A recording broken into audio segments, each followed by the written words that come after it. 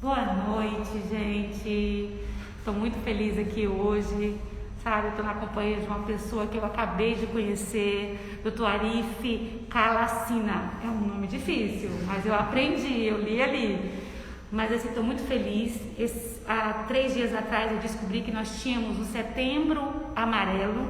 Eu desconhecia, né? E a gente foi estudar um pouco desse assunto e é justamente um mês muito importante que trata sobre a prevenção do suicídio.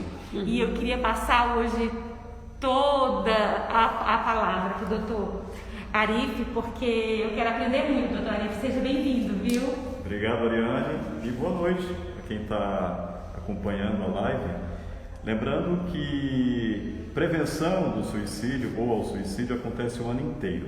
Porém, o mês de setembro foi escolhido em virtude do dia 10 de setembro ser o Dia Mundial de Prevenção ao Suicídio. Como se diz, se é mundial, é no mundo inteiro. Mas no Brasil nós temos a campanha Setembro Amarelo, que acontece todos os anos, que visa reforçar essa ideia, porque nós vivemos num mundo uma verdadeira epidemia. No mundo hoje, só para se ter uma ideia, são mais de aproximadamente 1 milhão de casos de suicídios realmente efetivados, de pessoas que estão passando por algum sofrimento psíquico, e normalmente as pessoas que têm ideações suicidas, que cometem suicídio, têm alguma relação com algum transtorno mental, que seja primeiramente depressão, que é o principal motivo, e outros transtornos como esquizofrenia, abuso de álcool e outras drogas, e diversos fatores diversos, porque as causas são multifatoriais. Não dá apenas para determinar que a causa se origina apenas de um motivo. Fatores sociais, econômicos, familiares. Temos aí essa situação atual, uma pandemia. Eu ia falar justamente nisso. Sim. A gente vive um momento muito especial. A gente está atravessando uma pandemia e tem muita gente fazendo uso justamente de álcool, de fumo, de ansiolíticos, né? Então é muito preocupante, né? Sim, só é preciso entender o seguinte: a pandemia em si não é um precipitador para o suicídio, mas o sofrimento psíquico que a pandemia acaba agregando ali a vida da pessoa pode ser sim um precipitador. Porém, nós tivemos, segundo dados não muito formais, mas com base em experiência, por exemplo, do Corpo de Bombeiros local, de que nós tivemos uma redução nas tentativas e suicídios efetivados. E isso é um dado positivo. O que se estima é que talvez o fator, embora tenhamos o isolamento social, mas tivemos obrigatoriamente uma união, por assim dizer, nem tanto, né? Mas as pessoas foram obrigadas a ficar mais juntas, mais próximas, os familiares tiveram mais tempo para conversar, estão tendo mais tempo para conversar, algo que foi se perdendo, e mesmo com essa distância, nós temos a tecnologia que vai reaproximando as pessoas que estavam muito distantes acabaram se reaproximando também graças à tecnologia, mas é preciso ser bastante objetivo. A pandemia em si não seria um precipitador, mas o sofrimento psicológico que está ali subjacente pode ser agravado pela situação da pandemia. Medo, expectativa do futuro, questões econômicas, a questão econômica, perda de emprego, também acaba sendo um motivador para a depressão. E é importante também isso ficar claro. Mas, repito, não a pandemia em si, mas o sofrimento psicológico, psíquico da situação pode se agravar, se intensificar. E aí a pessoa que já está vulnerável pode acabar não tendo a resistência necessária. Porque talvez não tenha a ajuda, porque é algo muito complexo para os familiares observarem, por isso que é importante falar sobre suicídio. Acha-se que se falar sobre suicídio seria algo que estaria incentivando, só que é totalmente o contrário. Precisamos falar porque morte e suicídio são assuntos tabus. Quando a gente fala, propicia levar informação para as pessoas, para familiares que precisam entender quais são os sinais que vão sendo apresentados de uma forma muito sutil e que, ao observar esses sinais, a pessoa pode já tentar se aproximar desse familiar que se encontra sofrendo uma alteração de humor, comportamental, e assim buscar ajuda, orientação. Tem como a gente detectar esses sinais? Uma pessoa que está em casa, que tem um filho que esteja passando por alguma dificuldade, tem alguns sinais que a gente pode estar detectando? Pode ser que seja bastante difícil, porque às vezes, vou usar aqui um exemplo, uma pessoa que se mostra muito extrovertida e alegre, que conversa com todo mundo, aparentemente está super feliz. Digamos que ela, financeiramente falando, está tranquilo, ok, mas isso não é algo que vá realmente ser o suficiente em algumas situações para que aquela pessoa tenha aquilo que de repente esteja faltando, porque às vezes vai faltando algo que ela não consegue identificar. E isso é difícil identificar, mas adolescentes, os pais que convivem, mães, pais que convivem com adolescentes, podem observar mudanças de comportamento muito bruscas. Por exemplo, esse jovem que era extrovertido e de repente ele que gostava de sair com os amigos passa a ficar mais isolado. Era uma pessoa que conversava muito e passa a ficar mais calada. Era uma pessoa que tinha muitas atividades, gostava de praticar atividades físicas e de repente deixa de fazer tudo. São sinais gradativos, sutis, que podem ser observados. Nesse momento, os pais têm que tentar se aproximar um pouco mais dessa pessoa, desse filho, para tentar entender o que está acontecendo e tentar descobrir quais são os motivos para aquilo estar acontecendo. Fica difícil porque não existe um padrão. Há pessoas que são mais introvertidas que vão ter... introvertido é aquela pessoa que é mais fechadinha, que fala pouco, que não gosta muito de sair, mas é o jeito dela, tá? É o modo de funcionamento dela, é a personalidade da pessoa.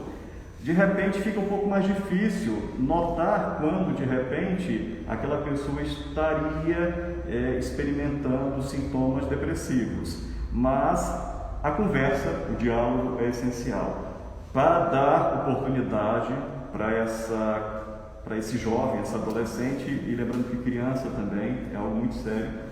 Existe suicídio infantil, não se fala muito, mas existe, então é preocupante. Então é preciso diálogo desde a tenra idade, então desde ali a primeira infância, o diálogo com os filhos, conforme a sua capacidade de compreensão, até se tornar um adulto de fato. O diálogo é super importante para isso. Fazer mais uma pergunta e até para mim mesmo, sabe? O senhor, você. Como psicólogo clínico, né? Eu sempre acho que a psicologia está sempre muito distante da gente. A gente sempre tem esse tabu de dizer, será que isso dá certo, não dá? Sabe, eu passei por alguns processos. Como é que a psicologia clínica, eu nunca consegui entender porque nunca fui fazer o uso correto de um instrumento que com certeza eu acho que deve ser o mais utilizado antes de você partir para medicação alopática, essas coisas assim, alopatia. Então te pergunto como é que funciona esse processo da terapia mesmo, né? Sim. A psicoterapia é um processo que vem ganhando bastante visibilidade no Brasil. A psicologia no Brasil é muito, muito jovem, enquanto ciência, né? Enquanto ciência e profissão é muito jovem, tem 58 anos, mas já temos um desenvolvimento científico e técnico bastante vasto, inclusive numa das suas áreas de atuação, que é a psicologia clínica, diversas contribuições de autores, tanto estrangeiros, como o próprio Freud, que é o pai da psicanálise, Jung, Aaron Beck, da psicologia cognitiva, e esses autores eles têm muitas contribuições para nós, enquanto profissionais e também estudiosos da psicologia, como aqueles que vieram depois e que vieram engrandecer mais ainda a prática da psicoterapia. A psicoterapia, a gente entende, isso eu vou falar da minha visão, além do técnico. O técnico é um tratamento psicológico que visa, a depender da abordagem que você for trabalhar, né, com o profissional, que visa, no caso da terapia cognitiva, por exemplo, a reestruturação cognitiva. Uma pessoa que busca terapia está cognitivamente disfuncional. Então ela busca a psicoterapia para entender o que é que acontece no seu funcionamento. E tu me falou 3 palavras aí que eu, como leigo, assim, terapia cognitiva disfuncional. Eu não sei o que é isso. O disfuncional, na verdade, são os nossos comportamentos e pensamentos. Certo. E aí a psicoterapia vai trabalhar na reestruturação do nosso funcionamento cognitivo. Ou seja, usar o exemplo da ansiedade. Ansiedade normal, não vou nem falar da ansiedade patológica, que é o famoso transtorno de ansiedade. Ansiedade normal todo ser humano tem e é necessário até para a nossa evolução enquanto seres humanos. Até porque se não tivesse ansiedade, não tinha celular, não tinha energia elétrica, estaríamos na caverna ainda. Enfim, para quem acredita nisso, obviamente. A ansiedade, ela gerou através do mecanismo psicobiológico de luta e fuga, estimulou que o ser humano pudesse se desenvolver. Ansiedade normal, que nós precisamos enquanto profissionais, enquanto pessoas que têm vida pública, para que a gente possa se movimentar. Então, vão ter momentos que, dependendo dos estímulos que a gente recebe do meio, vamos ficar um pouco mais agitados, mais estressados, ansiosos, isso é normal. E aí a psicoterapia, ela pode até ser indicada para uma situação como essa, mas não para buscar tratar um adoecimento psíquico. O transtorno de ansiedade já é diferente, ele já é imobilizante.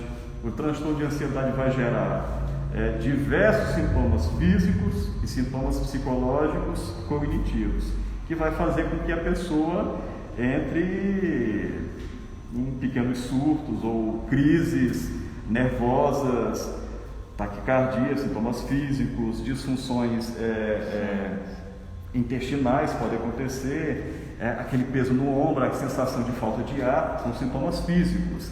E o cognitivo são as disfunções, as distorções. A realidade, para quem está sofrendo de transtorno de ansiedade, ela é como se você pegasse uma lente suja, né? Um óculos que está com a lente embaçada, e tenta enxergar o que está na tua frente com aquele óculos ali embaçado. Você vai enxergar tudo embaçado e não vai ter uma noção específica da realidade. Então, essa é a distorção cognitiva. Então, você vai lá, no caso da terapia, seria, usando essa figura de linguagem, você vai lá, limpa aquela sujeira para voltar a enxergar a realidade como realmente é. E esse é um modelo terapêutico, porque existem vários. Aí nós temos a psicanálise, que vai tratar de questões profundas, de inconsciente, que vai fazer com que a gente conheça aspectos da nossa personalidade que a gente desconhece, como, por exemplo, já uma outra abordagem que vai tratar dos nossos aspectos mais difíceis de lidar, por exemplo, os nossos aspectos sombrios, ou seja, todos nós temos aspectos sombrios, ou seja, aquela parte da nossa personalidade que a gente não quer ter muito contato, ou seja, o nosso lado ruinzinho, né? Todo mundo tem, não adianta, todo mundo tem isso, e naturalmente nós trabalhamos para que nós transformemos isso para algo melhor, para algo mais positivo, mas todo mundo tem, é natural, é da natureza ou da condição humana, mas essencialmente, transtorno depressivo, a patologia em si se trata com a psicoterapia em associação com os psicofármacos, com o auxílio do psiquiatra, porque é um sofrimento psicobiológico, assim como o transtorno de ansiedade generalizada também, e são, infelizmente, precipitadores para o suicídio, infelizmente, também. Ai, que coisa